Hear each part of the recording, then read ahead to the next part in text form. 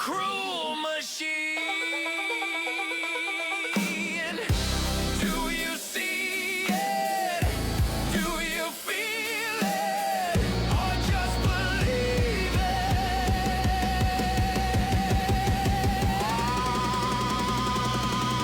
it? Welcome to the show, it's all pretend. The smiles, the lies, the perfect end. The world's a stage, they run the flow. You clap on cue down in the front row.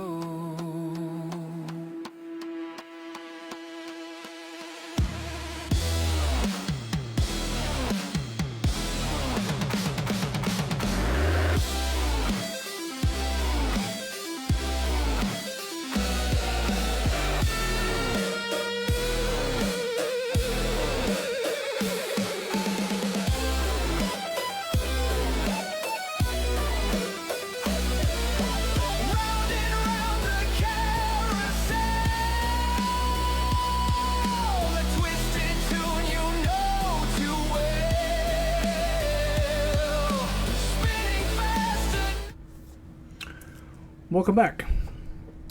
Been kind of wanting to do this one for a while, but this is it's a very touchy subject on both sides of the aisle, and so we're just going to jump into it. Okay. So what if the government isn't the problem? What if the law isn't the real battlefield? What if the real crisis is inside each one of us? And think about that. We scream about rights, we chant about freedom, we argue about the courts and the states and the constitutions and elections. But here's the question no one sits or wants to sit alone with. What happens when freedom outruns morality? Not legality, but morality. And so tonight we're not asking whether abortion should be legal. We're not arguing red versus blue, right? Remember the one we talked about last night where they want to put us in a box and they want to give us the choices. Is it A, B, C, or D? Is it red or blue? Okay? We're not asking that. It's not what we're arguing about. We're asking something deeper. Has our concept of freedom expanded so far that we no longer know where human life begins to matter? And that is a very important question. And I think that is a question that each of us need to look internally to find the answer. And if we don't know that, then what exactly are we defending when we're talking about abortion? Okay, so welcome to episode 29 of Breaking the System, Freedom Without a Mirror. So let's get something straight. Governments don't invent morality. They reflect the moral consensus of the moral confusion of we the people. When we argue about abortion laws, we're not really arguing about statutes. We're arguing about what a human life is worth and when. And that second part is just as important as the first part.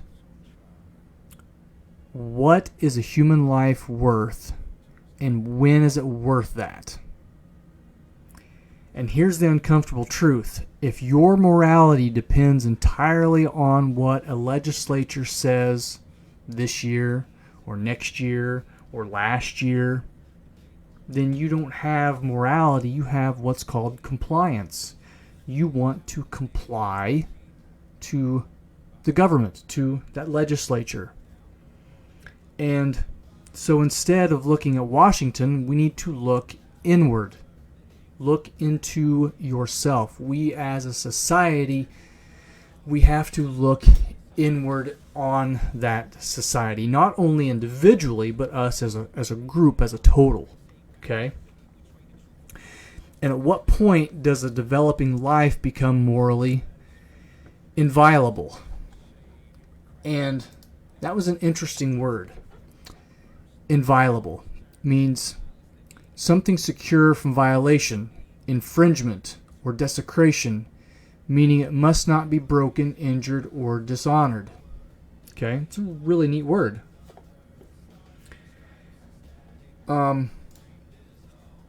So if you hesitate, good. That means you're thinking. Okay? So when you ask yourself that question, do you have the answer right away? And if you don't, that's good. Okay? Means that we're thinking critically. We always have to think critically, especially about questions like this. So let's look back at history, because we act like this debate is modern, and it's not. In ancient Greece, including in city-states like Athens, abortion and exposure of infants were known practices. Philosophers like Aristotle discussed abortion in the context of population control. We've got some other people that's talked about population control, only in a different manner. And that's another thing we have to look at ourselves is who is creating the legislature, right? That's our government.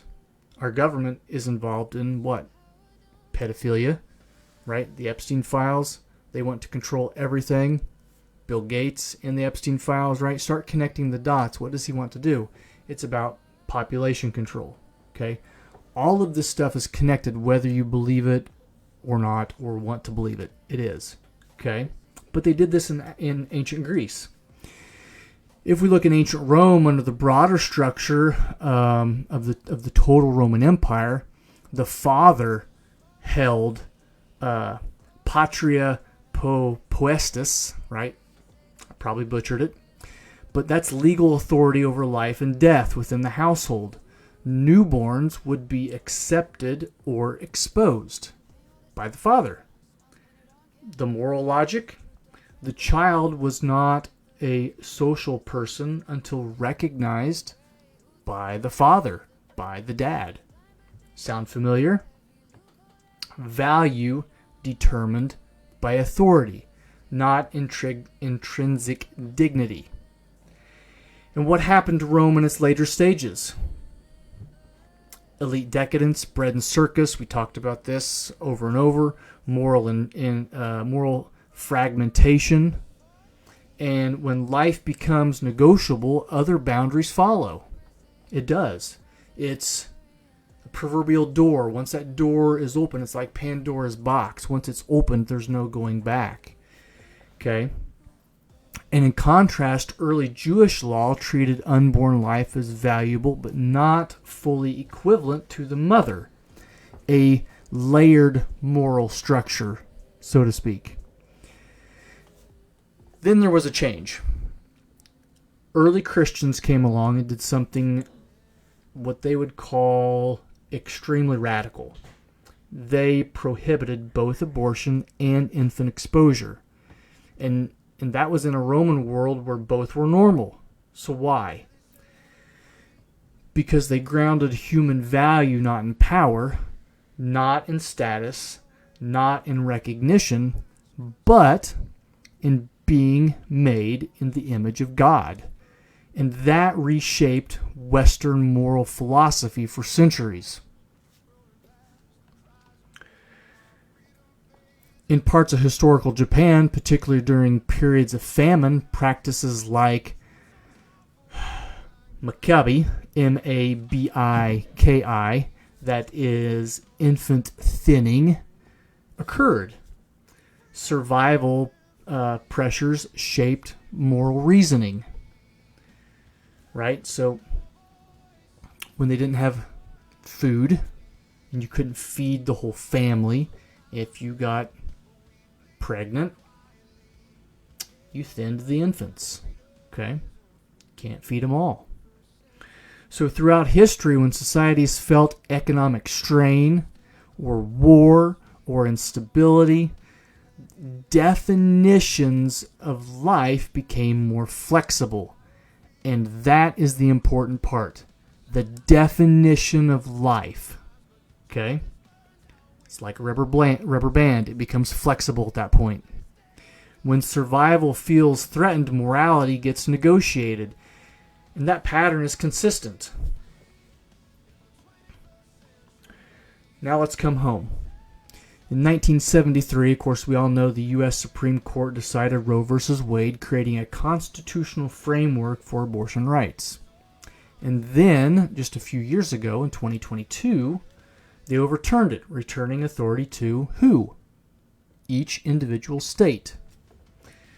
So today, some states heavily restrict abortion, and others allow it deep into pregnancy, some without fixed gestational limits written into statute. And if you don't know what that is, look that up. Okay. But here's what matters more than the map. The majority of abortions occur early in pregnancy. Late-term abortions are statistically rare, but they do happen. They do happen. Okay? No matter what you think you believe, late-term abortions do happen. And yet, in the late-term, it is the late-term question that unsettles people. So why? Why is it that the late-term question unsettles people, but the early termination doesn't, right? It doesn't affect as many people as the late does. Because it forces the moral confrontation. If the being of 1 minute before birth is biologically continuous with the being 1 minute after birth, what changed? Was it the location? The baby's inside the mom, now the baby's outside the mom. What has more morality? Right? Is it dependence? Now they're not as dependent on the mother? Is it legal status? Or is it moral recognition? And if moral recognition depends on power, what stops that logic from applying elsewhere? Right? Ask the question. What stops that particular logic from applying anywhere else in the realm of our freedoms that we have? And that's the fault line. Okay? Now let's talk about something that could be uncomfortable for some people. Healthcare is an industry. Politics is an industry. And outrage is an industry. Abortion services generate revenue. Political campaigns generate donations. Advocacy organizations on both sides fundraise off of what? Fear. When freedom becomes a product, extremes on both sides sell better than nuances. Okay? Moderation doesn't trend. Moral wrestling doesn't go viral. So the system benefits from keeping the question external, right? Keeping it going year after year, political cycle after political cycle, right? It dies down, and then whoever's getting elected, the president or the governor or the mayor or whatever, right? Then the idea of abortion ramps up again. That person gets elected, it dies down, right? And so it is this roller coaster, up and down and up and down and up and down. Okay? So the system benefits from that going on and on and on. And so what do they say? Vote harder, legislate more, fight them. But very few voices ask, have we defined where freedom should stop? Or have we decided freedom itself is the highest good? Because if freedom becomes untethered from moral boundaries, then morality becomes procedural. What's legal equals what's moral. Interesting. So, whoever we put into office could make a law to make something legal, so now that in itself becomes either moral or immoral based off the law. Very interesting, right? And history shows that idea within itself is extremely dangerous. Now let's strip away the politics. We're not talking about parties. We're not talking about slogans. I want you to sit alone. Just sit there. If you had absolute power, at what point would you protect that life? At what point? Ask yourself.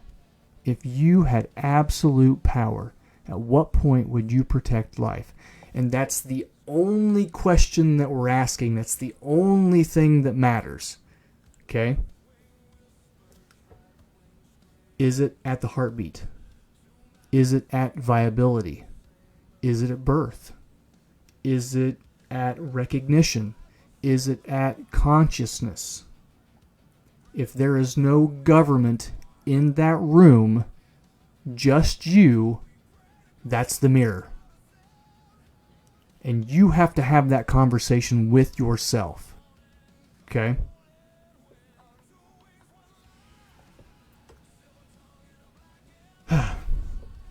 So the system isn't just courts and corporations. The system is the collection of our moral compromises. Remember, not only the individual, but the society and the world. What are we morally compromising on today? And how is that going to shift tomorrow? Because it will shift, depending on who we vote in, who we vote out, who's making us think what, right? What or who is posting on what platform, okay? What's scrolling across our feed, because that's going to change our moral compass. And we're going to compromise our morals based off of those values that we see. If we can't articulate why human life matters beyond law and beyond convenience and beyond autonomy, then the law will eventually reflect that confusion. And so this episode isn't about banning or allowing abortion. Okay? So get that notion out of your head. I'm not saying that we should draw a hard line in the sand and we're talking about either banning or allowing it. Okay? That's not what we're doing. It's about asking whether we have done the hard internal work to define our moral boundaries, or whether we've outsourced that responsibility to the politician, which we know is a perverse, perverted, crooked, evil entity.